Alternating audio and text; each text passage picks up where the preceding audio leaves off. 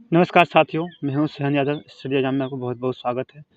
सो दोस्तों, आप यहाँ पर देख सकते हो कि जो ट्रम्प थ्रेट्स दिया है bombing of if Iran does not make nuclear deal. दोस्तों, यूनाइटेड स्टेट जो है का गवर्नमेंट अभी प्रेसिडेंट है डोनाल्ड ट्रम्प, उनका कहना है कि अगर ईरान न्यूक्लियर पावर बनाता है तो उसके ऊपर टैरिफ प्लस बैन भी लगाया जा सकता है। उनका कहना है कि आप ईरान से कहना है उनको कि आप न्यूक्लियर बम ना बनाएँ। उसका साफ-साफ उनका संदेश है। बस ओके।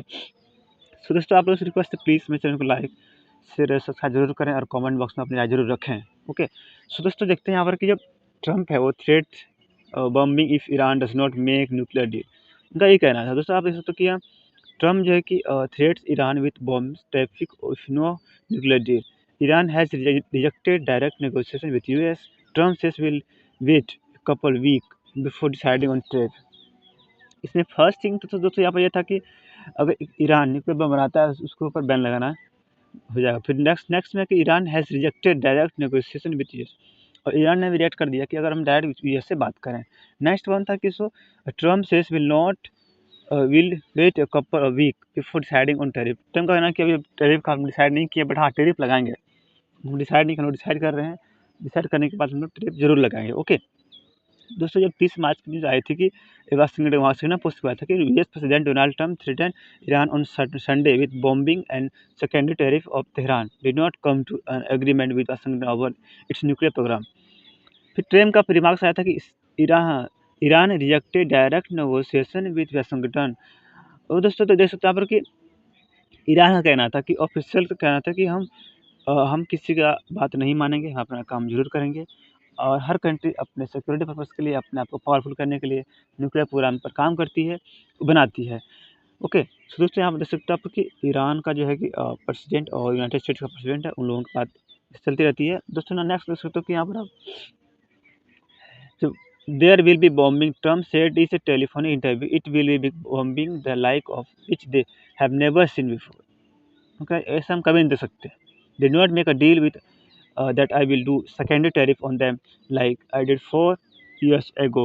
ही added। उन्होंने कहा कि हम 4 साल पहले इस पे हम जो है कि बातचीत कर चुके थे, बट इस पे हम कभी नहीं चाहेंगे कि वो ऐसा काम करे, ऐसा वो बम बने। बट जहाँ तक यहाँ पर आ रही है कि Oman to a letter from Trump you urging Tehran to reach a new nuclear deal, saying its policy was to not engage in direct negotiation with the United States will under its maximum pressure and campaign and military threats। Tehran foreign minister was coated saying on Thursday।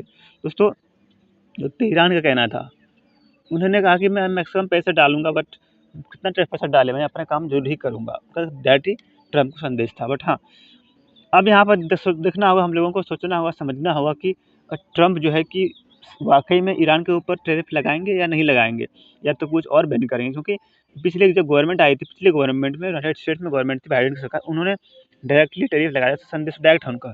अगर Iran nuclear bomb बनाया तो सबसे बड़ी खतरा होगा Israel के लिए, और इजराइल जो है कि यूनाइटेड स्टेट्स का एक पार्टनरशिप के तौर पे काम करता है। उनका 100% पार्टनरशिप रहता है, उनके ऊपर हर जगह पर उनका इन्वॉल्व रहता है। ईरान इजराइल के पॉलिसी भी हो गई, और वहाँ सिक्योरिटी पर्पज़ के लिए उसको डिफेंस में हो गई, टेक्नोलॉजी के ऊपर हो गई, उसमें यूनाइटेड स्टेट्स का हमेशा हाथ रहता है। ओके।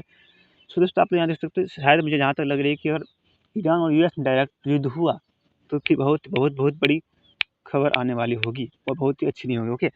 देख सकते हो कि ईरानियन प्रेसिडेंट मुहज्जिब फिजिशन reiterated the policy on Sunday, direct negotiation would have been rejected, but Iran has always been involved in direct negotiation and not to। और जो खबर आ रही है उसमें कहा है कि यार ईरान है जो कि डायरेक्टली नहीं, इनडायरेक्टली नेगोशिएशन कर सकती है यूनाइटेड स्टेट्स का ट्रम्प गवर्नमेंट से होगा। और यहाँ पर देख सकते हो कि जो कि देख सकते हो कि आप तो Trump also threatened so called secondary tariff which affect buyer of a country good on both Russian and Iran. He signed on executive order last week authorizing and such tariff on buyers of Venezuela oil. दोस्तों, जो oil है वो Russia चाहती है, और शायद Iran खरीदती होगी रशिया से ऑयल। उसके चक्कर उन्होंने कहा कि मैं सेकेंड टाइम इसको चेतावनी दे रहा हूँ, सेकेंड टाइम भी टैरिफ लगाऊंगा, क्योंकि उन्होंने रशिया से तेल खरीदा है। ओके। तो दोस्तों, ये होती है इंटरनेशनल पॉलिटिक्स, बातें तो बनती रहती है। बाकी देखना होगा हम लोग को, शायद युद्ध हो, क्या हो, नहीं हो। तो देखना होगा दोस्तों। यहाँ जैसे जो 2017 से 21 के टर्म में जब फर्स्ट टर्म आई थी ट्रम्प की गवर्नमेंट, उन्होंने 2015 में डील किया था between Iran and world power that plays this strict limit on Tehran distributed nuclear activities in exchange for sanction relief। 2015 में जब आई थी ट्रम्प की government second time first time में 17 से 21 में, तो उस टाइम में उन्होंने कुछ रिलीफ दिया था। बट जहाँ तक अभी लग रही है, अभी मुझे लगता है कि इस्लामी republic has surpassed the agreed limits in its escalating programme of uranium enhancement. दोस्तों, अगर अब किसी की कंट्री में कुछ पाया जाता है, अच्छी चीज़ें यूरेनियम पाई जाती है, तो उसके लिए कुछ ना कुछ रिलीफ दिया जाता है ताकि उससे काम कर सके, उससे यूरेनियम बाहर लाया जा सके। ओके, सो दोस्तों, देखना अब हम लोगों को। आज के लिए इतना ही। Thank you so much. मेरे चैनल को लाइक शेयर और सब्सक्राइब जरूर करें और अपनी राय कमेंट बॉक्स में ज़रूर रखें। Thank you so much.